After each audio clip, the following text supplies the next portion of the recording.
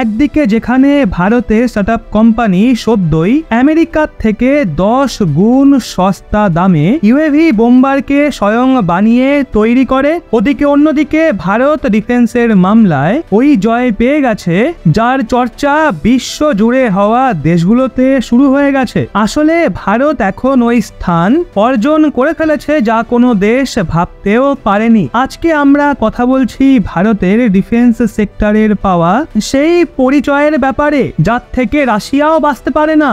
আর সদ্যই বেরিয়ে আসা খবর অনুযায়ী রাশিয়াও ভারতের ডিফেন্স হাতিয়ারকে কেনার জন্য হাত বাড়িয়ে দিয়েছে। এমনকি রাশিয়া ভারতের হাতিয়ার কিনেও ফেলেছে, যা আমেরিকাকেও অস্বস্তির মধ্যে ফেলে দিয়েছে। আর এমনটা এর জন্য কারণ দেখা হলে এই সময় আমেরিকার দ্বারা রাশিয়ার ওপর প্রতিবন্ধকতা লাগানো হয়েছে, কিন্তু রাশিয়া এবং ভারত সেটারও সমাধান পেয়ে গেছে। এখন এখানে ভাববার বিষয় হলো যেই রাশিয়ার থেকে এখনো পর্যন্ত ভারত ডিফেন্স হাতিয়ার কিনতো, ওই রাশিয়া এখন ভারতের থেকে হাতিয়ার কেন কিনছে?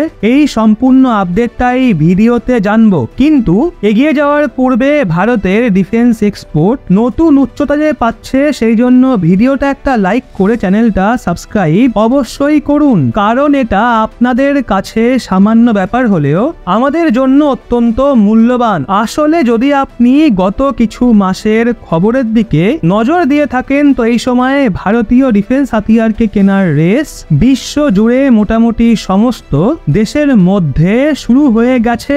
একদিকে যেখানে ইউরোপীয় দেশ ভারতের থেকে ডিফেন্স হাতিয়ার কিনতে চাইছে, সেখানে অন্যদিকে চীনের শত্রু দেশও ভারতের থেকেই ডিফেন্স হাতিয়ারের সাপ্লাই চায়। এমনকি ভারত গুয়ানাকে ডর্নিয়ার এয়ারক্রাফটের সাপ্লাই দেয়, আর ফিলিপিন্সকে সদ্যই ব্রহ্মস মিসাইল পাঠিয়ে চীনকেও চাপে ফেলে দেয়। আর এটা সত্যি অনেক বড় খবর যে রাশিয়া ভারতের থেকে ডিফেন্স হাতিয়ার কিনছে, আর তাও তার জন্য ভারতকে সরাসরি রুপিতে পেমেন্ট করা হচ্ছে। সবার প্রথমে আপনাদের এটা বলে দিই, এই সময়ে রাশিয়া এবং ইউক্রেনের মাঝে চলা যুদ্ধ প্রায় 800টা দিন অতিবাহিত করলো, কিন্তু এখনো রাশিয়া ইউক্রেনের মাঝে কোন রকম নমনীয়তা দেখতে পাওয়া যাচ্ছে না। দুই দেশের সম্পর্কে তেমনই তিক্ততা তৈরি হয়ে আছে যেমনটা আজ থেকে মোটামুটি 2 বছর আগে ছিল। আর রাশিয়ার সিচুয়েশন এমন হয়ে দাঁড়িয়েছে যে এই সময় তার উপর মোটামুটি সমস্ত পশ্চিমী দেশগুলোর তরফ থেকে স্যাংশনও লাগিয়ে দেওয়া হয়েছে। মানে সবচেয়ে বড় বিষয় তো হলো রাশিয়া আমেরিকান ডলারে কোনো অন্য দেশের সাথে সহজে ট্রেড করতে পারবে না, সেই জন্য ভারতীয় রুপিতে ট্রেড করে, যার মধ্যে ভারত ভরপুর মাত্রায় কাঁচা তেল কেনার সঙ্গে সঙ্গে অন্যান্য আইটেমকেও ইন্ডিয়ান রুপিজের পরিবর্তে ভারত রাশিয়ার থেকে কেনে। আর আমেরিকা সেখানেই প্রথম চোট পায়, যখন আমেরিকান প্রতিবন্ধকতা সত্ত্বেও ভারত এবং রাশিয়ার মাঝে বাণিজ্যিক সম্পর্কে কোনো রকম সমস্যা হয় না। আর এখন তো এই ভারতীয় রুপির পরিবর্তেই ভারত রাশিয়াকে হাতিয়ারের সাপ্লাইও করছে। যদি দেখা হয় তো রাশিয়া বিগত 2-2.5 বছরে কেবলমাত্র ইউক্রেনের সঙ্গেই যুদ্ধ চালাচ্ছে না, বরং তাছাড়াও আন্তর্জাতিক বাণিজ্যের লড়াইয়ের মোকাবিলাও করছে। কারণ যখন থেকে ইউক্রেন এবং রাশিয়ার মাঝে যুদ্ধ শুরু হয়েছে তখন থেকেই ইউরোপ ও আমেরিকা দুজনের তরফ থেকেই রাশিয়ার ওপর প্রতিবন্ধকতা লাগানো হয়েছে। কিন্তু এমন কঠিন পরিস্থিতিতেও রাশিয়া দাঁড়িয়ে থাকে, কেননা সে তার বাণিজ্যে এক ফোঁটাও পিছিয়ে পড়েনি। কোনো দেশকে কাঁচা তেল বিক্রি করে, কাউকে কয়লা বিক্রি করে, তো কাউকে সোনা বিক্রি করে রাশিয়া পয়সা কামাচ্ছিল।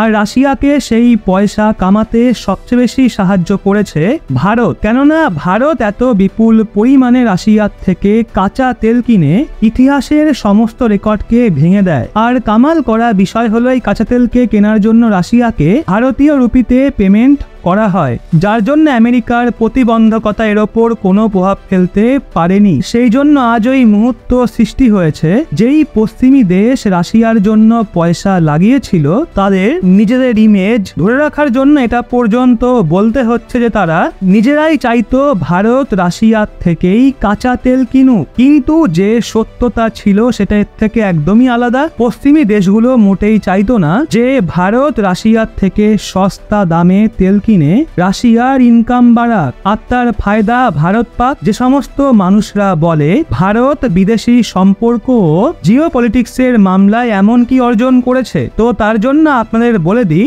ভারত তার পলিটিক্স এবং আন্তর্জাতিক সম্পর্কের প্রয়োগ করে রাশিয়া এবং আমেরিকার সঙ্গে রিলেশনকে ব্যালেন্স করে রাখে, যার জন্য আমরা বিশ্বকে মূল্যবৃদ্ধির হাত থেকে কিছুটা বাঁচাই, যা সত্যি অনেক বড় ব্যাপার। যদি আপনি নজর দেন তো 1990-এর রেসে বিশ্বজুড়ে মূল্যবৃদ্ধি এজন্য হয়েছিল কারণ ওই সময় গালফ ওয়ার শুরু হয়ে গেছিল, যেই কারণে কাঁচা তেলের দাম বাড়ায় বিশ্বের বেশ কিছু দেশে মূল্যবৃদ্ধি এমন হারে বাড়ে যে ওখানকার ইকোনমি ক্রাইসিসের মুখে পড়ে।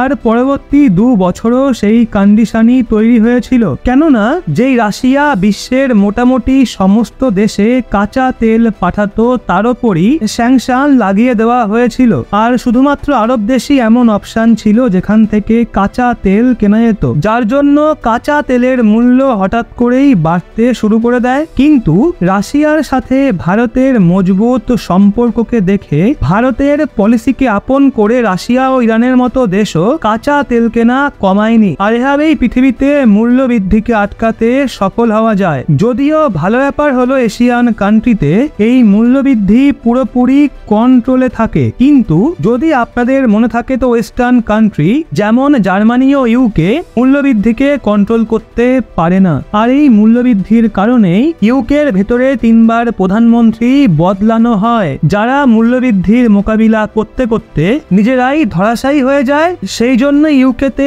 ভারতীয় বংশোদ্ভূত যে ঋষি সুনাক ছিলেন তাকে প্রধানমন্ত্রী বানানো হয়, যার জন্য মূল্যবৃদ্ধি কিছুটা কন্ট্রোলে আসে। আর সবচেয়ে ভালো কথা হলো বিশ্বের অনেক দেশ ভারতের থেকে কাঁচা তেল কেনে, যেটা আমরা নিজেরাই রাশিয়ার থেকে কিনেছিলাম, কিন্তু এইবার পশ্চিমী দেশগুলোর প্রতিবন্ধকতা সত্ত্বেও ভারত এবং রাশিয়া কাঁচা তেলের মূল্যকে বাড়তে দেয় না, যেখানে ভারত শুধু রাশিয়ার থেকেই নয় বরং আমেরিকার থেকেও সস্তা দামে কাঁচা তেল কিনে আমেরিকা এবং রাশিয়ার মাঝে ভারত রিলেশনকে পুরো ব্যালেন্স করে রাখে। আর ওই সময়ে রাশিয়া ভারতকে রুপির বদলে কাঁচা তেল দিচ্ছিল, এর জন্য আমেরিকাকে বাধ্য হয়ে ভারতের কাছে সস্তা দামে কাঁচা তেল বিক্রি করতে হয়। এর জন্য ভারতের কূটনীতির চর্চা পুনরায় শুরু হয়ে গেছে।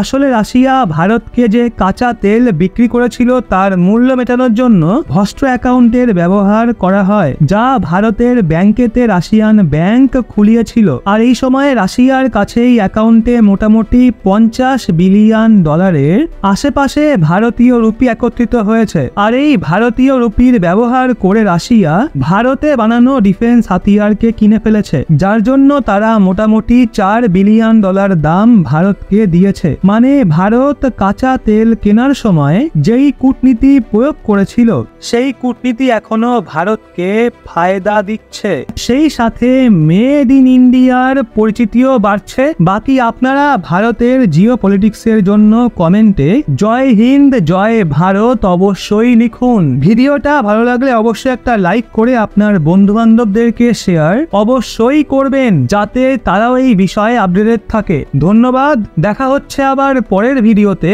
ভালো থাকবেন, সুস্থ থাকবেন।